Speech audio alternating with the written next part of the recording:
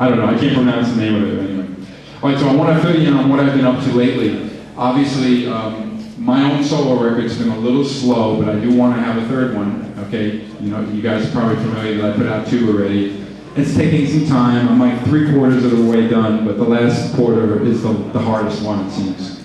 And, but it will get done this year, I promise. But in the meantime, I've been able to produce other bands and artists. I'll talk about this kid in a moment that I produced. That he's a big Kiss fan. I met him at the fantasy camp.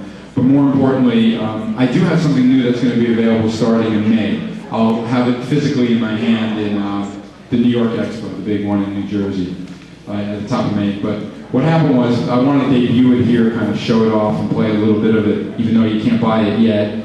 But I'll give you the short story. One of my, that was like a pendant I used to wear on the cover of Crazy Nights, actually, and I scanned it and gave it to the guy that I like to do my artwork. I wanted to have some kind of, you know, just heavy rock vibe to it. So the reason why it's called KKB is just the initials of the 3 band members, of course, Kulick, and then there was this guy Mike Katz, and the drummer was Guy Boys. And we actually made that music in 1974, okay? So I was very proud. How it happened was, I was always aware of this music, but I didn't do anything with it. I was obviously about 19, 20 at the time.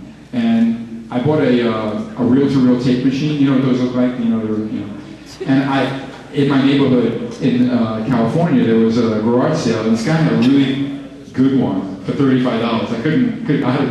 Obviously I couldn't carry it home. I had to go get my car, you know. I was walking my dog and I saw it. I was like, I gotta own this thing. And I said, oh, let me test it out. And I didn't know what to put on it, but I remember finding this in the closet, because obviously I had some reel-to-reel tapes of the early works that I've done. Because back then, this was the equivalent of you guys burning a CD, you know what I mean? Reel-to-reel was very popular.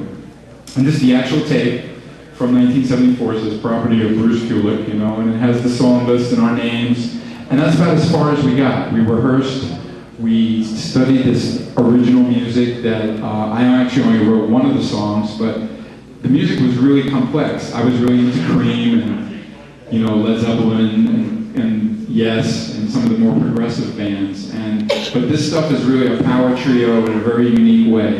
And when I put the tape on and listened to it off that tape recorder, I had some friends over that weekend and I played it for them and they were just like, you gotta put this music out. And I didn't realize how kind of cool it was. So then I had to obviously make the tape into a proper CD, into Pro Tools and fix it up and make it sound right, because it did have some dropouts. The tape was, you know, over 30 years old, obviously. And what's gonna happen is I figured it's time. I had enough people to tell me, put this music out. So even though there wasn't really a band, KKB, that performed, okay, it's a really great time capsule of my music, of my style of guitar playing. And again, it kind of sounds current. That's the scary thing about it, you know. So Ben the sound guy, just play a little bit of track 1. This is called No Never. You get a little idea of it. Hold on. It's not playing right. Okay, somebody said, did you lock it? Okay, that's not the way it sounds. Try track 3, okay? Did you hear what it's doing? It's skipping, it's jumping around. See, a CD player is primitive these days, right?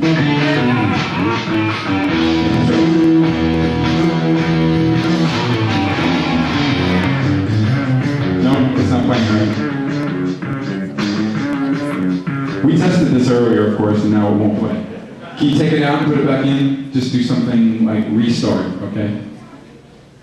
It didn't get dirty. There'll be some samples of this up on my website next week. On Monday you'll see all the news and the photos. I found a picture of me from 1970, right around that time. It's just not, it's skipping around. I don't understand it. Huh? Yeah, try a different track. Try 3 or whatever. I don't know. I don't know why it's doing it now. So far that's fine, right? This is the one I wrote.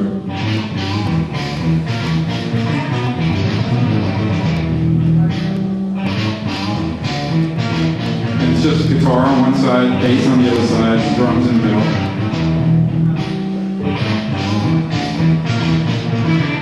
And here's my interesting. Right? I was really into Hendrix.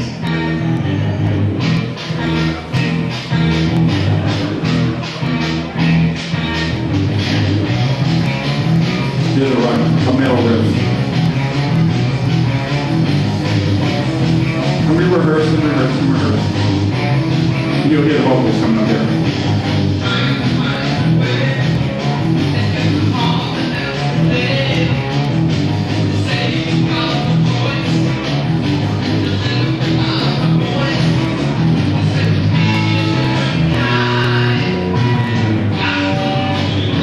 Alright, so you get the idea of this one. Go shift 3 plays, right?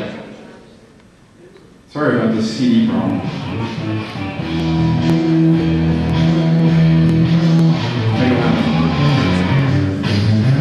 That's fine with it.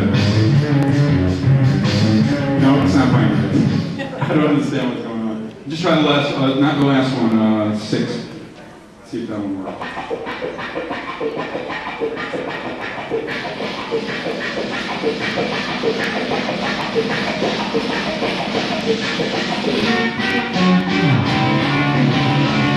You can hear that's kind of 70s, right?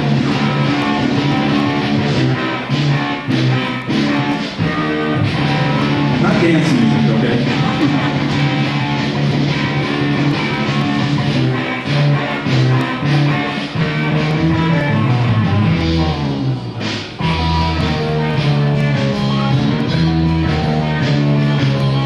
Kind of that heavy metal trio from the 70s. They move real tight.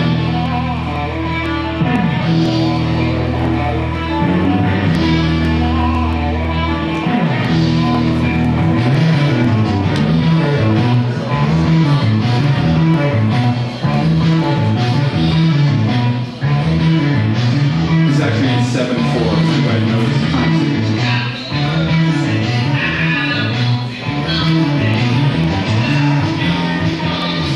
Okay, let's go. So you get the idea. I promise you it sounds better on my system than what I'm hearing right now, the BA, okay? Okay, that's cool with that one. You can put the other disc in.